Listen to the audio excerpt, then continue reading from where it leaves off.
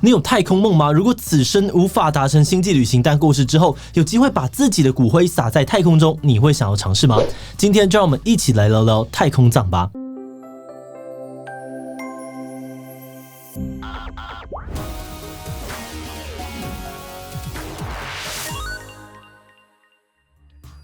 Hello， 大家好，我是志奇。小时候问爸妈，离开的亲人去了哪里呢？有的爸妈可能会说他们去天上当星星了，只要抬头看星星就可以看到他们。那当然，长大之后我们知道这只是安慰小孩子的说法。不过，随着科技的进步，虽然人类还没有办法变成星星，但是现在真的有一种可以让人在死后前往外太空的方法，那就是太空葬，而且还有很多不同的方案。这个太空葬要怎么做呢？会很贵吗？在开始进入今天的讨论之前，按照惯例，先让我们进一段工商服务时间。厌倦了总是狂喷口水却没有什么在讨论政见的选举吗？那你或许可以来看看绿色和平的政见选务所。在这个网站上面，你可以抽离各种颜色跟对立，从14项主要的政见当中，针对最在意的议题定制你想要的好政见。而绿色和平也会集结大家的选择，要求各县市首长候选人在竞选期间回复公开提出相对应的政见。我们相信只要越来越多的选民开始谈政见，那候选人也势必要端菜出来正面迎战。现在只要到这支影片的资讯栏上政见选务所定制政见，并单笔捐款300元以上，还可以获得限量的 Vote for Earth 纪念徽章。11月26日，让我们一起为理想生活投票吧。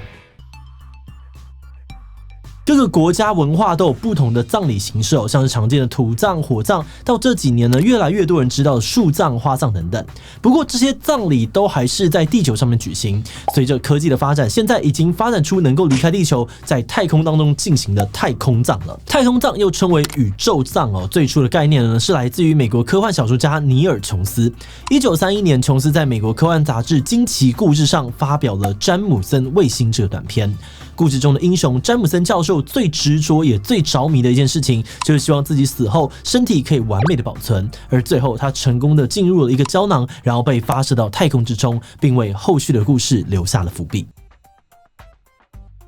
2018年12月3号，美国乐土太空公司将史上第一颗专门为了太空葬所打造的这个纪念小型卫星送到了外太空。这个乐土卫星2号当初是透过搭载 SpaceX 的这个回收火箭猎鹰9号一起出去的，而卫星上面总共装有100位往生者的骨灰，他们在轨道上面运行了将近2年左右，最后穿过大气层被燃烧殆尽。不过，这个乐土卫星2号所携带的100位往生者，并不是第一批进行太空葬仪式的人，因为在1992年美剧《星际争霸战》的编剧金·罗登贝瑞的部分骨灰就透过美国 NASA 的太空船飞往太空，而1997年美国的这间公司呢，也举行了史上第一场由私人企业所举办的太空葬礼。目前除了美国以外，日本、英国也都有太空葬公司，为了想要在身后前往太空的客户提供服务。但是发射火箭不是天价吗？太空葬是不是也要花很多钱？而骨灰又怎么被保存在外太空当中？会不会就一直在这个太空里面飘来飘去呢？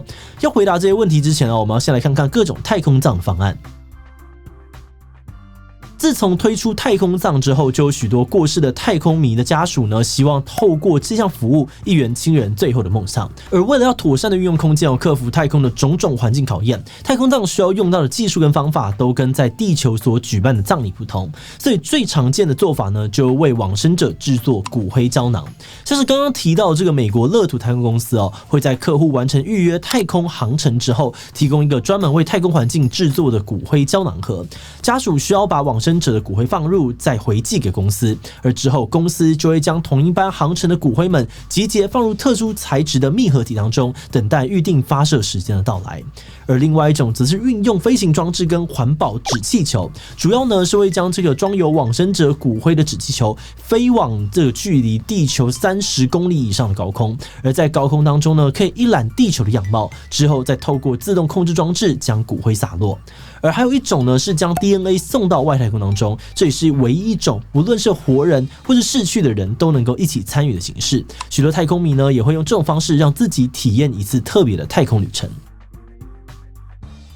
不论是经由火箭，或者是运用纸气球，这些太空的这个丧礼仪式呢，都是交由太空葬公司进行。为了让这个往生者的家属不要错过每一个时刻，公司也会运用直播、影像记录与 App 软体，让地球上面的亲友能够全程参与。例如，再有这个骨灰的纪念卫星，就能够透过 App 追踪到当下的位置，或者可以知道亲友的骨灰什么时候会经过自己的上空。好的，那听到这里或许有很多人会觉得，如果要使用太空葬，可能会需要准备一笔不小的金额。不过实际上呢，太空葬的费用跟一般的葬礼相比，并没有真的高出很多。那当然，依照服务的内容还有航线的不同，价格会有一些差距，但大多数太空葬的费用呢，还是会介于2500到12500美金之间。换算成台币大概呢就是会落在7万到40万的区间。而其中一间太空葬公司的官方宣传语呢，更主打惊人的优惠价格，目标是要把太空葬打造成一个人人都能够负担的服务。而除了科技的发展可以降低太空葬的费用之外，太空葬之所以开始受到注意呢，也跟这近几年越来越流行的环保风潮有关。但是太空葬是将这个地球的东西送往太空当中，这样真的不会有问题吗？现在各个发展的城市当中呢，土地价格都越来越昂贵。相较于早期传统土葬，近年来许多人都提倡各种可以不占空间、没有污染的环保葬礼，例如像是海葬、树葬、花葬等等方式。而这些常见的环保葬呢，都会直接让往生者的这个骨灰回归到大自然。但太空葬的做法是把它带到太空，所以有些人会问：这样子真的有比较环保吗？针对这点有日本的太空葬界者认为，太空葬是一种极致散骨仪式，是最环保的这个葬礼除了不需要土地之外呢，也不需要设立墓碑，后代的子孙呢也不用负担这个墓地维护的费用。而且被送往太空的骨灰，由于不是有害物质，最终呢也会随风扩散，或者是经过这个云层时凝结成雨水回归大地。而另外一种装有骨灰胶囊这种卫星则会在坠落回地球前呢，化作流星一样的形式，在大气层当中燃烧殆尽。不过也有人会进一步的质疑要把骨灰送到天上，甚至是用这个火箭发射到外太空，这当中的燃料成本碳排放制造应该还是会造成污染吧。不过到目前为止太空葬都还比较像是航太计划的这种副业，并不会专门为了太空葬呢而发射的火箭。像是乐土太空公司呢，就是把骨灰胶囊送到合作的航太公司，跟其他的太空任务一同飞往外太空所以并不会造成额外的碳排。另外一方面呢，也有些人会质疑因为空间的限制，就算是选择太空葬，也无法把所有往生者的骨灰都送到太空上去。剩下的骨灰呢，有的时候家属还是要找其他的方式来安葬。而此外呢，就像其他已经发展一段时间的环保葬礼作为一个比较新型的葬礼形式，太空葬也难免会冲击到一些传统的习俗跟宗教文化的观念。在许多传统习俗或宗教体系当中呢，对于人体死后的归属、葬礼的仪式都有一定的规范跟流程。例如在伊斯兰教当中，因为教义的关系往生者的遗体不能够火葬，只能选择使用土葬；或是犹太教当中呢，往生者的这个安葬仪式需要在一定的时间内尽快的完成，而且不能跟其他的节日撞期。还有像是许多的葬礼仪式都需要搭配特定或者相关的陪葬品。所以如果这些宗教的信仰者想要进行太空葬的话呢，就会遇到了很多限制。比如说不能够进行火化，就算呢能够火化骨灰呢，也只能取部分的这个克数，而不是全部都能够送往外太空当中。又或者是发射的日期、航班变得很难选等等。那当然，这些限制所带来的问题，也不是只有太空站会遇到。随着这个科技的发展很多跟太空相关的计划或是任务，也不可避免的会跟一些信仰体系产生矛盾。但庆幸的是许多宗教的神职人员也已经开始针对外太空这样特殊的条件进行讨论，甚至试着调整教义规范，找到一个平衡。例如以色列犹太教的太空人伊兰拉蒙呢，在绕地球轨道时就调整了自己的安息日，以配合地球的时间，从原先的这个7天一次一天，变成了每9个小时就进行一次，然后每次90分钟。而马来西亚的伊斯兰发展部呢，还特地制作了12页的引导指南，提供给信仰伊斯兰教的太空人，要如何在太空这样特殊的环境当中，依旧能够遵守他们信仰的规范。这个内容呢，包含了如何祷告、敬礼和安葬。例如文中他就记述，如果在这个太空任务中逝世的时候呢，遗体需要被携带回到地球，但如果真的有困难，还是可以透过一个简单的葬礼仪式，将往生者埋葬在太空当中。那当然，这边提到的案例还是比较少数的到目前为止，不论是太空葬或是太空业的发展，跟很多宗教信仰之间，也还有很多需要沟通跟调整的地方。